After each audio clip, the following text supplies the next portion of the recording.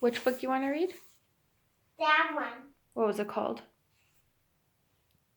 Prince and the Pauper. Okay. Can you see that book? Yeah, let's read it. Okay. I'll take that.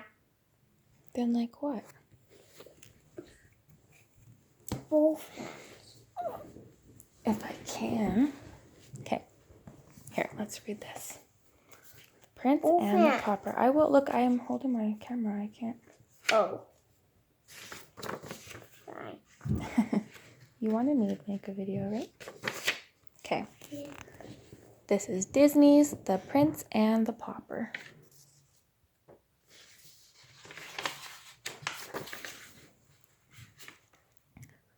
For many years, England had a wise and good king. The people were happy under his rule, but by and by the good king fell ill.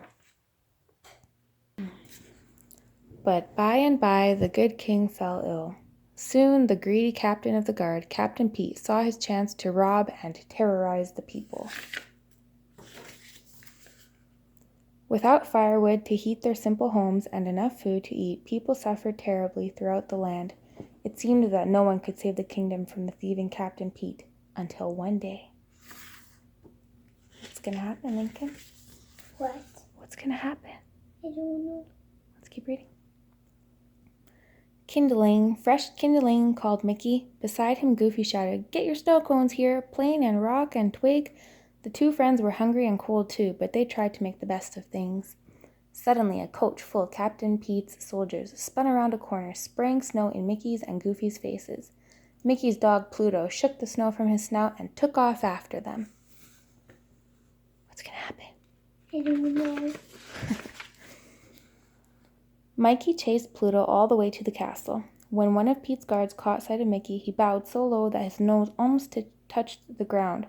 "Welcome home, young prince," he said. "You fool," growled Captain Pete. "Don't you know the prince is still up in his room?"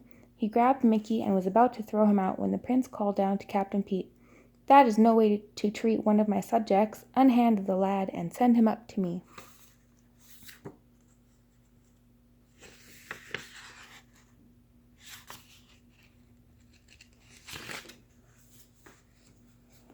As Mickey tried to find the prince's room, he stared at the luxurious castle furnishings.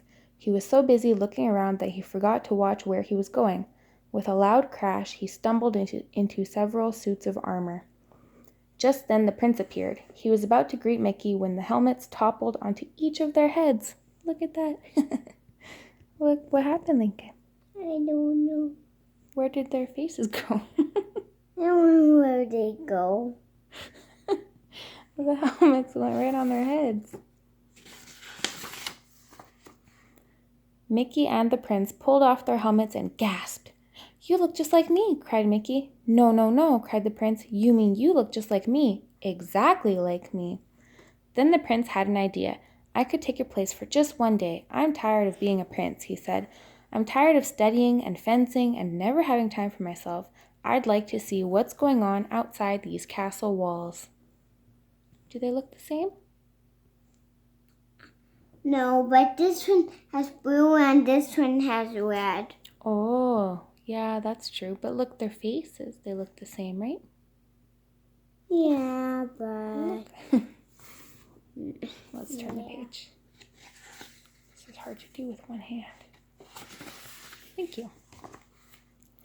If we swapped clothes, he told Mickey, "you could live like a prince for a while, and I could walk around the kingdom just like an ordinary citizen." "But I don't know how to be a prince," said Mickey. "Don't worry," said the prince, as he gave Mickey some royal clothes. "To govern, you need only to say, 'Splendid idea! I'm glad I thought of it!' and 'Guards, seize him!'" The prince put on Mickey's clothes, climbed through the window, and slid down a vine. "I'll be back in the wink of an eye," he called. Mistaking the prince for Mickey, Captain Pete grabbed him as soon as he reached the ground. Then he placed the prince in a catapult and fired him over the castle wall. "And stay out!" Captain Pete shouted. Look, he's going over the wall. Oh no!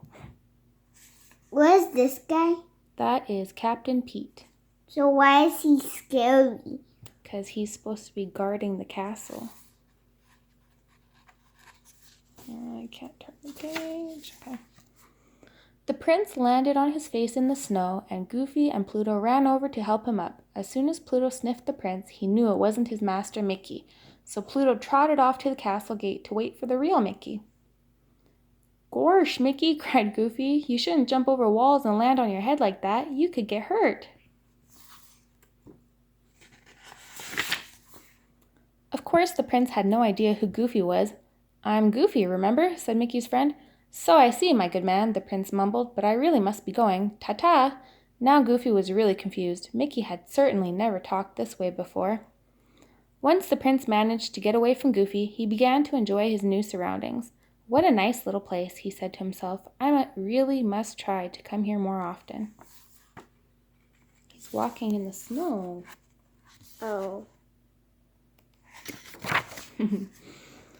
The prince was enjoying his walk when he spotted a little dog. Because he'd never had a pet before, he thought it would be fun to play with the little fellow.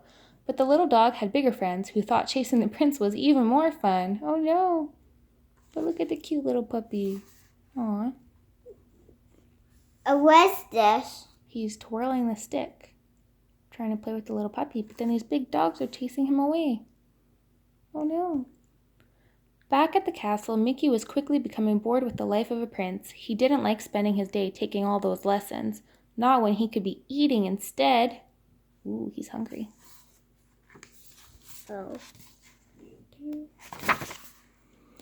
Mickey licked his lips as Donald, the prince's butler, carved a giant turkey. Mickey was about to help himself, but Donald pushed him away.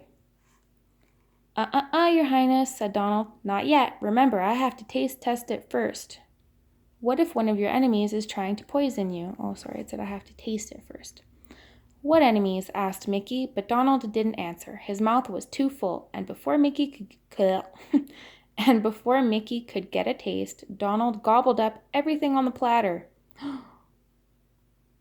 He ate the whole thing. Oh no. Outside the castle, the real prince quickly discovered that the greatest enemies of the townspeople were the king's own soldiers. Captain Pete... Oh, your fingers are in the way, buddy. Captain Pete had been ordering his men to steal everything they could carry. The prince was horrified. What are they doing? I don't know. Is he stealing a chicken? Look, he just grabbed that chicken from that cow lady. Yeah. Oh, man. Let's turn the page. "As your prince, I command you to give back everything that you have stolen," he declared. "Prince," scoffed a soldier. "Oh, I get it. You forgot to wear your crown today," he said as he clobbered the prince with a pumpkin. "How's that for a crown?" Then the prince remembered something. "I can prove I'm the prince," he shouted. He showed them his royal ring, the only thing he had brought from the castle. Everyone bowed before the prince when they saw it, even the soldier who had a cart of stolen food. "It is the prince," he cried.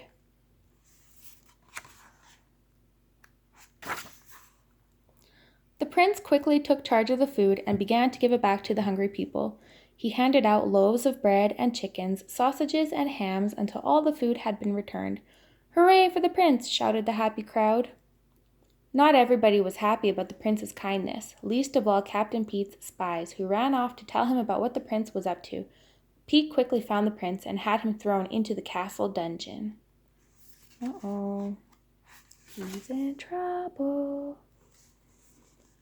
Donald was imprisoned too. The prince wept as he sat on the cold stone floor. Because he had changed places with Mickey, he had not been with his father when the king died, and now Mickey the Pauper would be crowned king.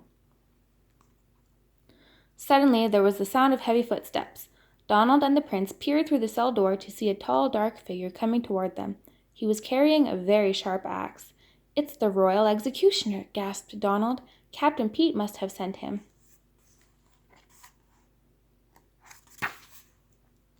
The prince and Donald shuddered as the executioner approached. To their great surprise, he tripped on his long robe and knocked the guards unconscious with the side of his axe. "Gorsh, I sure am sorry," cried Goofy. As he pulled off his hood, Donald grabbed the keys from Goofy and unlocked the door. Meanwhile, Captain Pete continued his evil plan. He was forcing Mickey to become the new king. To make sure that Mickey would obey his orders, Pete had kidnapped Pluto. Pete knew that Mickey would never do anything to put his dog in danger. With Mickey on the throne, Captain Pete would control the kingdom. Uh-oh. What? What? What are they doing? I don't know. I don't know. Should we turn the page? Mm-hmm. Find out what happens? What's gonna happen? I can't get the page. Oh no, the pages are ripped. These pages are ripped. Uh-oh. Well, let's read this one. Just as the crown was about to be placed on Mickey's head, Mickey ducked and said, "Stop! Captain Pete is a traitor! Guards, seize him!" "The boy is an impostor!" shouted Pete. "But I am not!" called out the prince, bursting into the room. As he rushed toward Captain Pete, he snatched a sword from a guard, and the fight was on. Uh-oh. Goofy and Donald were doing their best to help the prince. Donald swung his axe and sliced the ropes that held up the chandelier. It fell down on the whole crowd of soldiers. Let's just read this one. When the brave prince knocked Pete's sword out of his hand, the townspeople cheered. "Off to the dungeon with them," commanded the prince. The townspeople tied up Pete and his men and led them away. Then it was time for the ceremony. The real prince was crowned king, and the people could feel safe once more with a kind and generous ruler. The people all lived happily ever after, thanks to Mickey, Goofy, and Donald. Woohoo! They did it. Yeah. That's the end. What did you think about that book?